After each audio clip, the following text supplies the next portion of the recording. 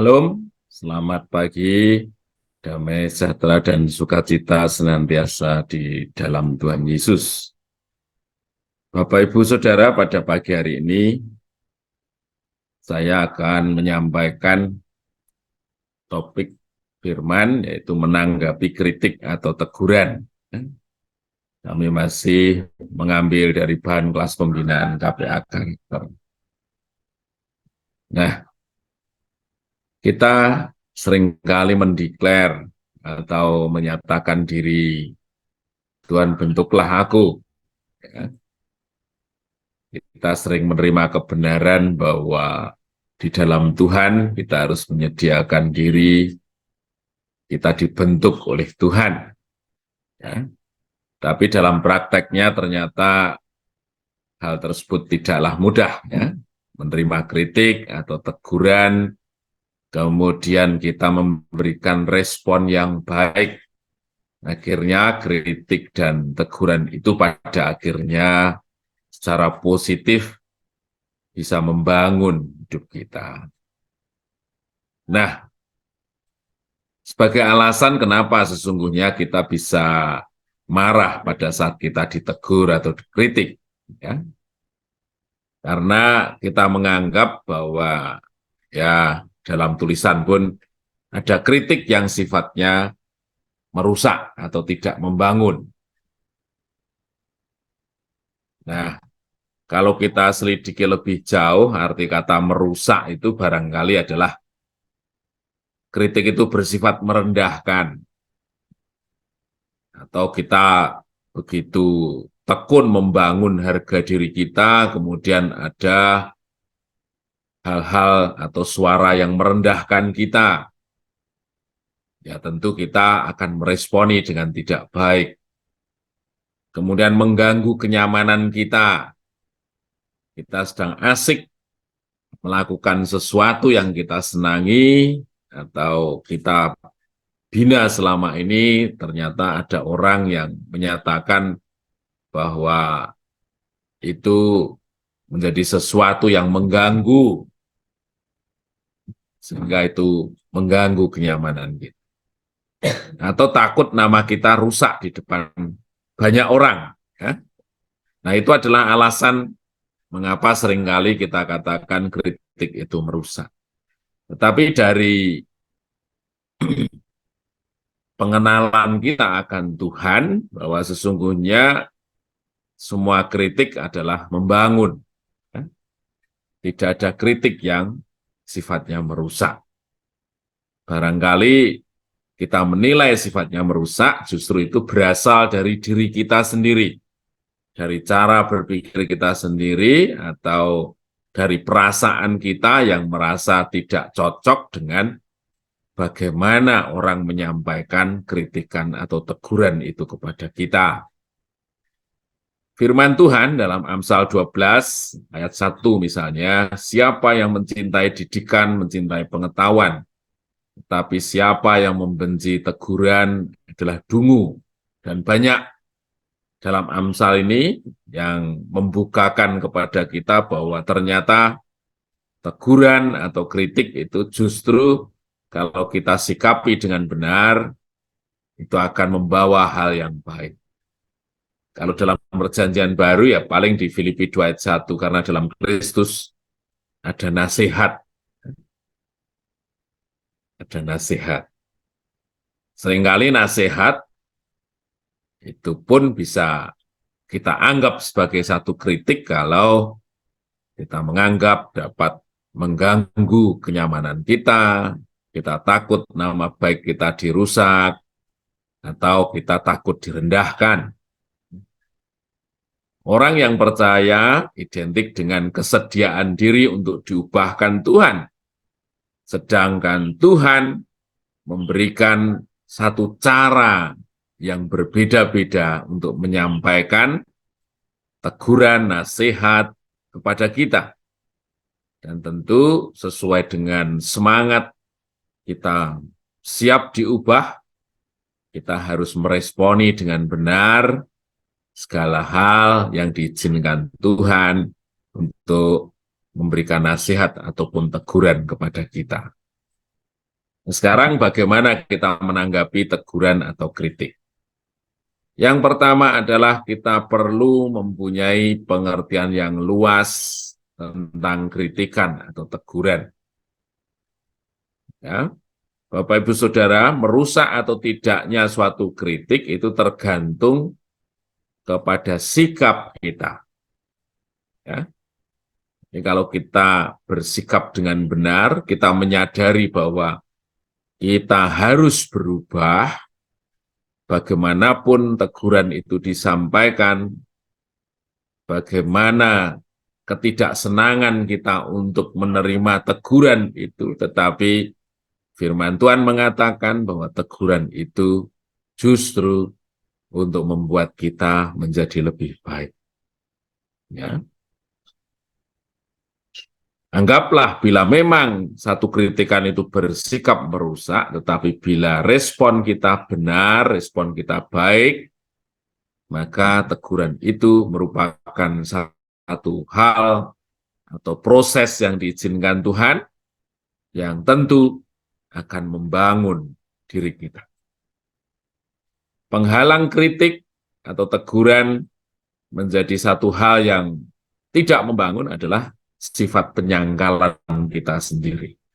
Ya, menyangkal itu sifatnya kita membela diri, kita rasa bahwa kita tidak benar seperti yang orang katakan itu, ya, sehingga kita terus menjaga bahwa itu tidak pantas untuk kita, ya. Maka kritikan itu bisa menyakitkan kita, bisa membuat kita marah, dan berkebalikan dengan hal yang dimaui Tuhan, bahwa dari teguran itu sesungguhnya Tuhan mau kita berubah. Yang kedua adalah menyerahkan kritikan kepada Tuhan. Tuhan nasihatkan kita jangan dendam atau marah kepada seseorang yang mengkritik kita. Toh seandainya dia dipakai Tuhan untuk mengkritik kita, kita anggap bahwa itu adalah proses Tuhan yang diajarkan kepada kita. Dan bersyukur kalau orang menggunakan kritikan itu untuk membangun. Kemudian yang berikutnya adalah mempelajari isi kritikan itu dengan pikiran yang objektif. Kalau kita sudah marah, kita sudah tersinggung, tentu kita tidak punya pikiran yang objektif. Tetapi kalau kita datang kepada Tuhan, kita membuka hati kita terhadap kebenaran firman, maka Tuhan memberikan satu pikiran yang tenang, baru kita bisa menimbang apakah kritikan itu benar atau tidak. Ya. Kemudian yang berikutnya sikap kita adalah benar atau salahnya seseorang yang dipakai Tuhan untuk menghadirkan kritik atau teguran kepada kita, itu adalah urusan mereka. Dengan memang ada barangkali seorang yang menegur kita atau mengkritik kita bukan karena motivasi yang benar, tapi pemahaman kita tentang Tuhan itu urusan mereka dengan Tuhan, ya. Sehingga hati kita tetap dipenuhi dengan damai sejahtera, pikiran kita objektif, dan tentu kita bisa membebaskan diri dari marah dendam kepada seseorang yang dipakai Tuhan untuk memberikan teguran kepada kita. Yang ketiga adalah melihat ke dalam bahwa siapa kita ini.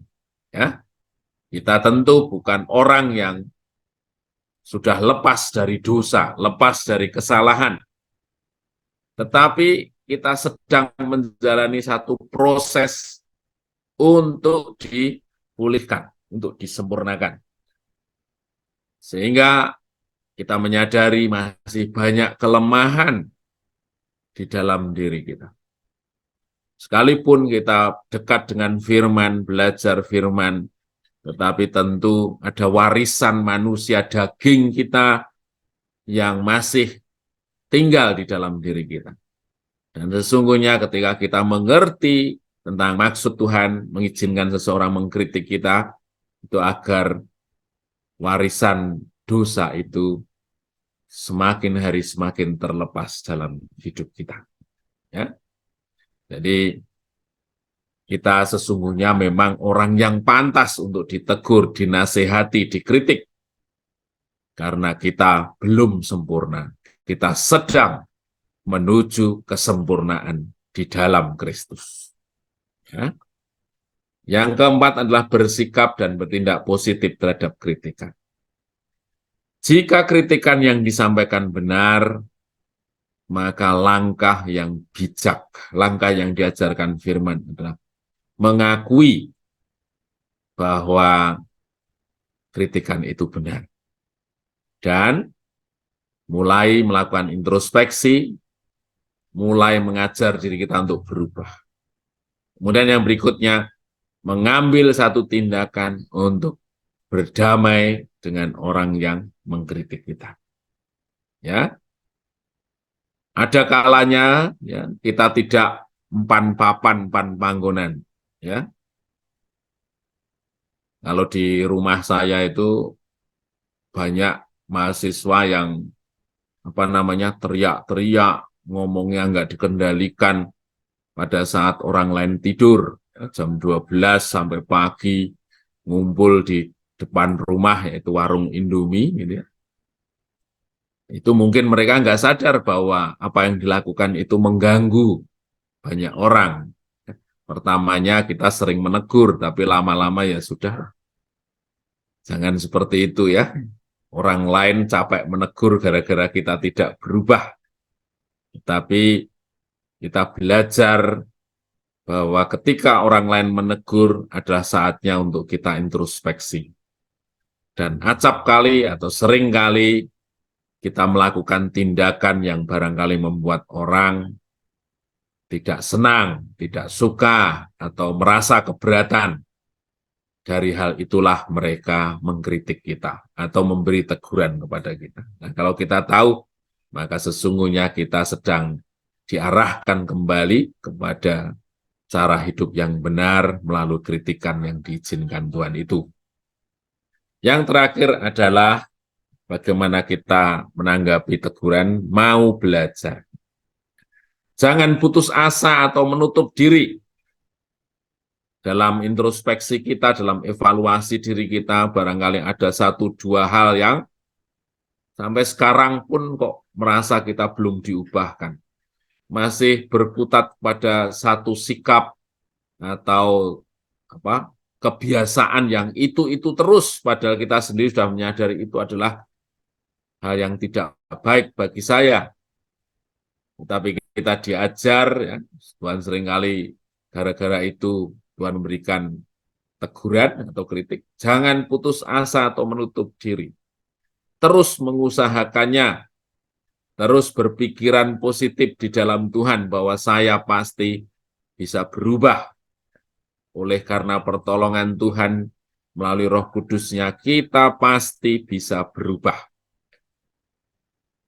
Kemudian yang berikutnya, kritik adalah sesuatu yang dipakai Tuhan untuk membentuk kita sehingga kita semakin berkenan di hadapan Tuhan. Jadi Bapak Ibu Saudara, di pagi hari ini kita diingatkan Tuhan untuk membuka telinga kita, membuka kerelaan hati kita, menyediakan diri untuk kita direndahkan pada singkat waktu, agar tujuan Tuhan membuat kita dibentuk dan serupa dengan Dia itu tetap dan benar terjadi dalam setiap hidup kita. Terpuji kita berdoa pada pagi hari ini.